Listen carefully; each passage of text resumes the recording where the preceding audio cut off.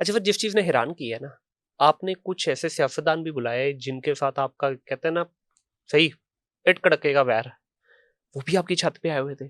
सियासत में तो ऐसा नहीं होता, बंद कमरों में तो सारे आप लोग बैठते हैं, पब्लिकली आप लोग एक दूसरे के साथ कभी जप्फी पप्पी नहीं करते, लेकिन इस छत पे सारा कुछ हुआ है ये तो भाईजान। कुछ भी नहीं था।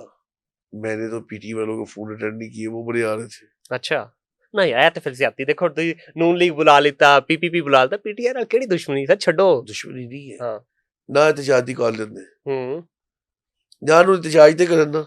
और सच्ची उनका पता क्या मकसद था? उनका मकसद था लोग एक खुले ग्राउंड में इकट्ठे होंगे, वहां से गुड्डी ओ उड़ाएंगे, या भाईजान, मैं ना ऐसे आपको करें। एक चीज बताऊं, ये मकसद मुकसद की बात नहीं होती। हम्म।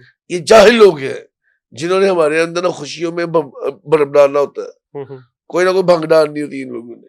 ठीक है। इन लोगों को पता ही नहीं होता, कहते कुछ है करते कुछ है। अब वो अलीमा मैडम, हम्म। उनका क्या बयान आया फिर दोबारा, अपना बेटा उनका उड़ा रहा पतंग, तो बाद में क्या है, मेरा बेटा तो उड़ाता ही है, ये होता है वो होता है।